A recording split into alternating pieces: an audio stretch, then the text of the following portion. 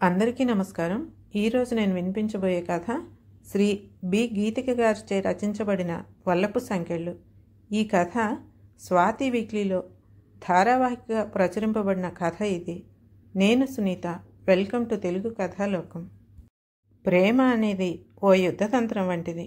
ఆమెను అసలు ఎప్పుడూ చూడలేదు అతను. కానీ ఆమె రూపాన్ని ఒక మోడల్గా గీసి ఆ రూపానికి నప్పే లేటెస్ట్ కాస్ట్యూమ్స్ని డిజైన్ చేసి చిన్న వయసులోనే గొప్ప ఫ్యాషన్ డిజైనర్గా దేశాల్లో మంచి పేరు తెచ్చుకున్నాడు. అతడిని ఆమె కూడా ఏ రోజూ చూడలేదు.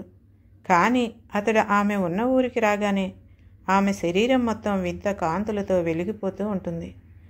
అతడిని వెతుక్కుంటూ ఆరాటంతో ఒక మిణుగురులా ఎదురు వెళుతోంది ఆమె. వాళ్ళిద్దరి మధ్య అసలేం జరిగింది? ఆమె ప్రేమకు అతడు బందీ అవుతాడా? అతడి మనసును గెలిచేందుకు ప్రేమ కోసం యుద్ధాన్ని గత జన్మలోనే ప్రకటించింది ఆమె. అప్పుడు ఓడి ఇప్పుడు తిరిగి జన్మించింది. గెలిచి తీరాలని ప్రేమ మంత్రం వేసింది. వలపు సంకెళ్ళను విసిరింది. ఇక విందామా మరి? వలపు సంకెళ్ళు. ఇంకా వైజ్ఞానిపు విప్లవపు గాలైనా సోకని 90వ దశకపు చివరి రోజులవి. పంచభూతాలు కాలుష్యపు బారిన పడని స్వచ్ఛమైన సాయంత్రం అది అంగళూరు. అంగబలం అర్ధబలం అంతగా లేని పల్లెటూరు. ఎండకు ఎండి మన్నులో కలిసిపోయిన ఆకుల అడుగంటిన చరిత్ర అట్టడుగు పుటల్లో మిగిలిపోయి ఇప్పుడు మాత్రం ఇంకా అభివృద్ధికి నోచుకొని మారుమూల ప్రాంతం అది. ఒకనాటి సాయంత్రపు సమయంలో రాత్రుల్లో ఉండేంత నిశ్శబ్దం నిండి ఉంది. అప్పటి వరకు స్తబ్దుగా ఉన్న గాలి ఒక్కసారిగా రయ్యమంటూ పరుగులు పెడుతుంది. కొరడా చుళిపించిన శబ్దం లాంటి ఈల చప్పుడేదో గాలి వెంట సన్నగా సాగిపోతుంది. చెవులు రిక్కించి వింటున్నట్లు బిగుసుకుపోయి ఊగుతున్నాయి తాడి చెట్లు. ఎర్రమట్టి రోడ్డుకి అటూ ఇటూ కనుచూపు మేర వరకు కోతలైపోయిన పొలాలు బీడులవటానికి సిద్ధంగా భయం గొలిపేలా ఉన్నాయి.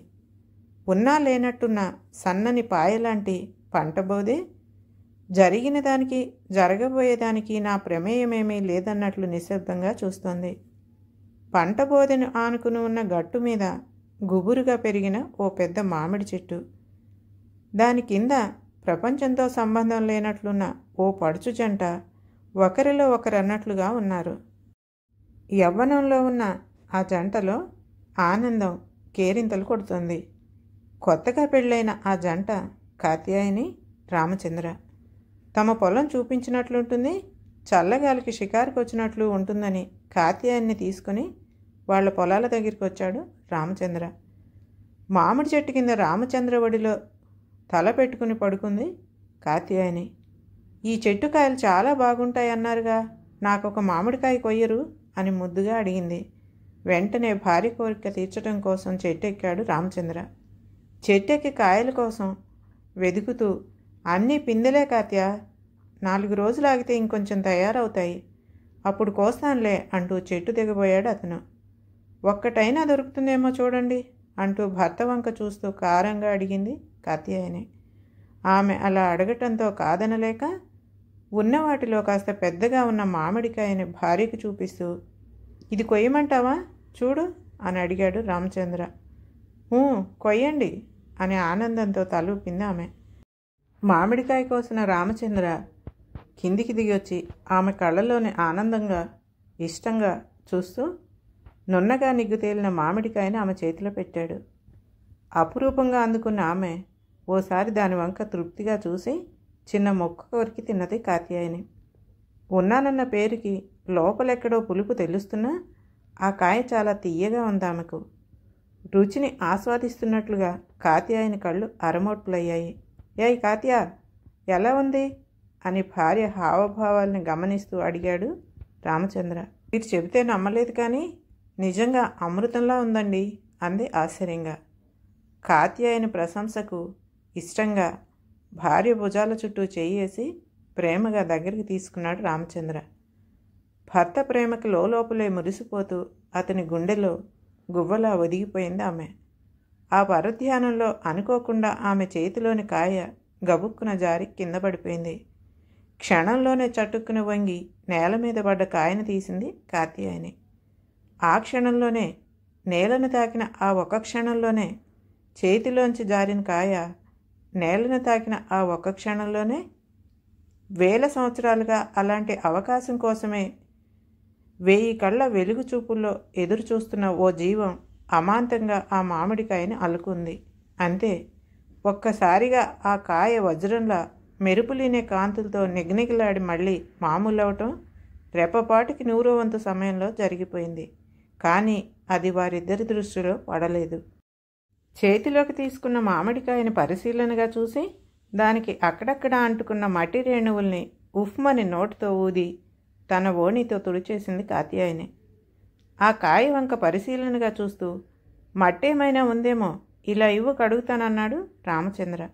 పర్వాలేదు, పోయిందిలే అని కాయని మరోసారి గుండ్రంగా తిప్పి చూసింది ఆమె.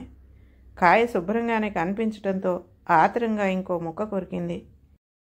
తెలుపు మీద నల్లని మట్టి రేణువులైతే కనపడతాయి కానీ తెలుపు మీదే వజ్రపు కాంతులీనే తెల్లనివి అంటుకుంటే బహుశా వాళ్ళు గమనించుంటే కనపడేవేమో ఆమె కొరికిన తెల్లని భాగానికి అంటుకున్న ఆ మెరుపులు. మామిడి పిందికి అయస్కాంతంలో అంటుకున్న ఆ మెరుపు ముక్కలు నిదానంగా కాత్యాయని గొంతులో నుంచి లోపలికి చేరుతున్నాయి. నములుతుంటే గొంతులో ఏదో అడ్డుపడుతున్నట్లు అనిపించినా రుచి ఇచ్చిన మైమరుపులో దాన్ని అంతగా పట్టించుకోలేదు కాత్యాయని. ఆ మెరుపు ముక్కల్లో శతాబ్దాల నాటి చరితలతో శైథిల్యమౌక కథలుగా మిగిలిన జీవితాల గుర్తులు వేళ్ళూనుకొని ఉన్నాయి.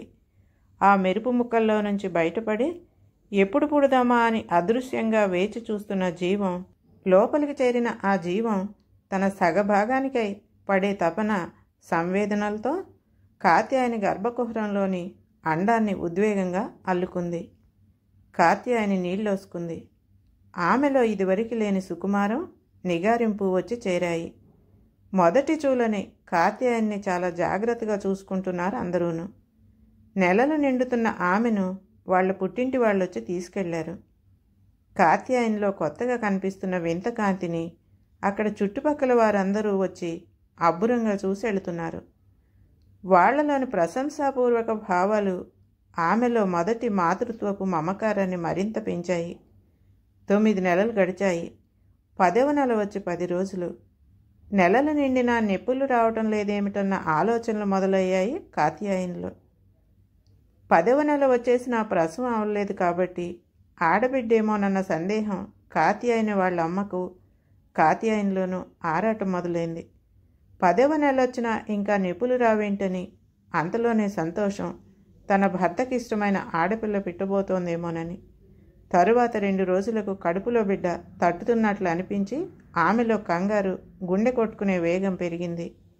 తాను పుట్టడం కోసం శతాబ్దాలుగా ఎదురు చూసిన ఆ జీవం మరుగున పడిపోయి మట్టిలో మట్టిగా ఉన్న తన ఆలోచనలను, జ్ఞాపకాలని, తన జీవనాన్ని అన్నిటినీ ప్రోధి చేసుకుంటూ ప్రాణం నింపుకుని సంపూర్ణ జీవిగా తయారై తల్లి గర్భాశయపు చీకటిలో నుంచి బాహ్య ప్రపంచంలోనికి రావటానికి సమాయత్తమవుతుంది.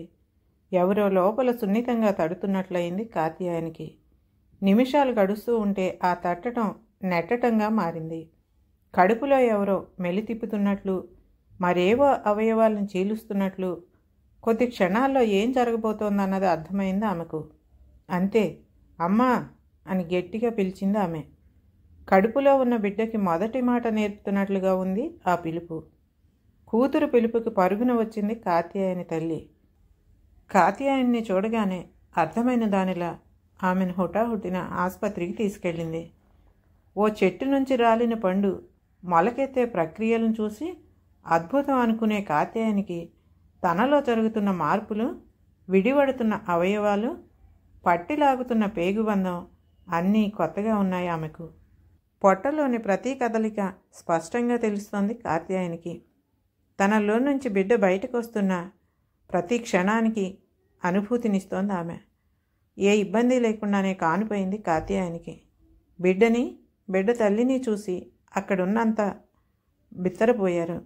ఎందుకంటే ప్రసవపు బాధ తల్లిలో లేదు, క్యార్మన్ ఏడుపు పిల్లలో లేదు. ఈ రెండూ ఒకెత్తైతే దివ్యమైన తేజస్సుతో ముట్టుకుంటే మచ్చపడేలా ఉన్న పాప అందం మరో ఎత్తు. అవే కాకుండా పాప ఏడవాలని నర్సు తలక్రిందులుగా పట్టుకుని చరిచినప్పుడు కిలకిలా నవ్విన పాపను చూసి అందరిలో ఒకటే కంగారు. అదేంటి, పుట్టిన పసిపాప ఏడవకుండా నవ్వుతుందేంటని. కానీ వారందరికీ తెలియని మర్మం ఒకటి ఉంది. అతను ఎప్పుడు పుడతాడా అని ఆ అవకాశం కోసం వేల సంవత్సరాలుగా ఎదురు చూసి చూసి అది ఇప్పటికీ సఫలమయ్యాక తన అభీష్టాన్ని నెరవేర్చుకోవటం కోసం ఆతృతతో ఎదురుచూస్తున్న పాపలోని అంతర్జీవానికి మాత్రమే తెలుసు ఆ మర్మం.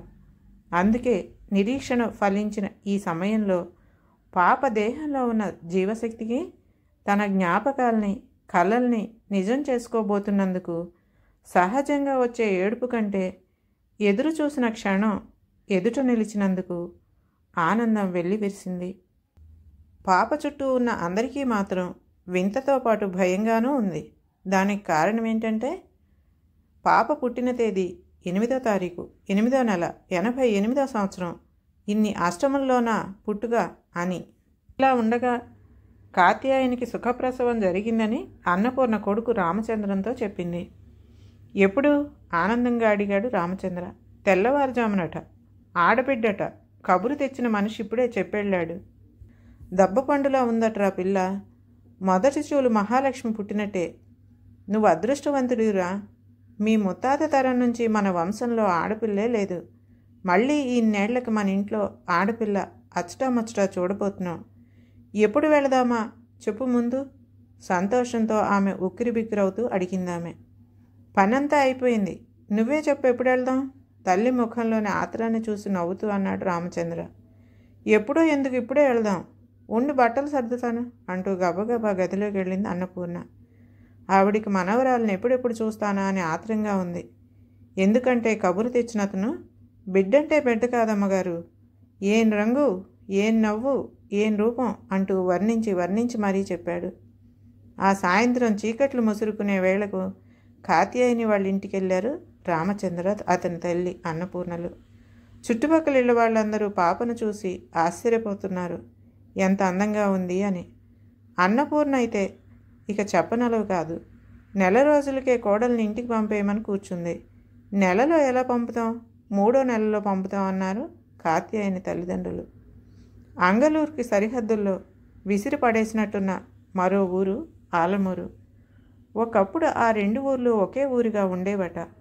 కానీ చరిత్రలో ఎప్పుడు విడిపడ్డాయో ఎవ్వరికీ తెలియదు.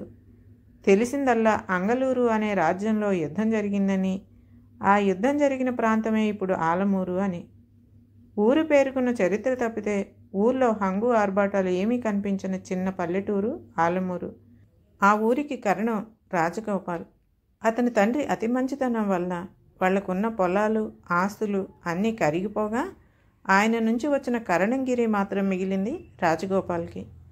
తండ్రి భావాలనే పుణికిపుచ్చుకున్న రాజగోపాల్ కూడా అదే బాటలో ఉన్నాడు ఇప్పుడు. ఆలమూరులోని స్కూల్కి మాస్టర్గా వచ్చిన వసంతరావుకి తన మండువా లోగిల్లోనే ఉచితంగా ఉండమని ఒక పోర్షన్ ఇచ్చాడు రాజగోపాల్. ఈరోజు భార్య సుశీలతో సహా వచ్చి ఇంట్లో పాలు పొంగించాడు మాస్టర్ వసంతరావు. కరణం రాజగోపాల్కి 3 సంతానం. అప్పుడే ఊహ తెలుస్తున్న 2 మగపిల్లలు, ఇంకా చంకలోనే ఉన్న ఒకే ఒక ఆడపిల్ల. మొత్తం 5గురితో పాటు రాజగోపాల్ తల్లి తండ్రి కూడా. 7గురు ఉన్న ఆ ఇంట్లో సంపాదించే తల ఒక్కడిదే కావటం, అందరిది దయగల స్వభావం అవటంతో ఇంట్లో నుంచి బయటికి వెళ్ళేవే కానీ బయట నుంచి ఇంట్లోకి వచ్చేది మాత్రం చాలా తక్కువ. అందుకే ఊరికి కరణం హోదాయే అయినా అతని ఇంట్లో మాత్రం ఎప్పుడూ పేదరికం ఉండేది. 3వ నెలలో పాపతో అంగలూరులో అడుగుపెట్టింది కాత్యాయని. ముట్టుకుంటే మాసిపోయేలా కాంతివంతంగా ఉందని పాపకి ఉజ్వల అని పేరు పెట్టారు. మనవరాలు ఎప్పుడొస్తుందా అని రోజులు లెక్క పెట్టుకుంటూ ఎదురు చూస్తున్న అన్నపూర్ణకి వాకిట్లో అడుగుపెట్టిన కోడలు కాత్యాయన్ని చూడగానే ఎక్కడలేని సంతోషం వచ్చేసింది. చెంగున లేచెళ్ళి ఎర్రనీళ్ళు, గుమ్మడికాయ దిష్టి తీసి తీయటంతోనే మనవరాలను అందుకుంది. ఆ క్షణం నుంచి అన్నపూర్ణ పాపని అస్సలు వదలటం లేదు. ఒక్క పాలు తాగటానికి తప్ప అన్నపూర్ణ సమక్షంలో పాప కేరింతలు కొడుతూ కిలకిలా నవ్వుతూనే ఉండేది. 2 రోజుల తర్వాత ఓ సందేహం వచ్చింది అన్నపూర్ణకి. తాను మనవరాలు అసలు ఏడవదేంటా అనే విషయాన్ని కోడల్ని అడిగింది ఆవిడ. ఏమో అత్తయ్య, అమ్మ వాళ్ళ ఇంట్లో కూడా ఎప్పుడు ఏడ్చేది కాదు అంటూ అబద్ధం చెప్పేసింది కాత్యాయని. అత్తగారితో పైకి అలా చెప్పినా మనసులో మాత్రం చాలా భయంగా ఉంది. పుట్టిన దగ్గర నుంచి ఇప్పటి వరకు పిల్ల అసలు ఏడవలేదేంటా అని. వల్లపు సంకెళ్ళు మొదటి భాగం పూర్తయింది. రెండవ భాగం రేపటి వీడియోలో. ఈ కథ కనుక నచ్చితే లైక్ చేయండి, షేర్ చేయండి మరియు సబ్స్క్రైబ్ కూడా చేయండి.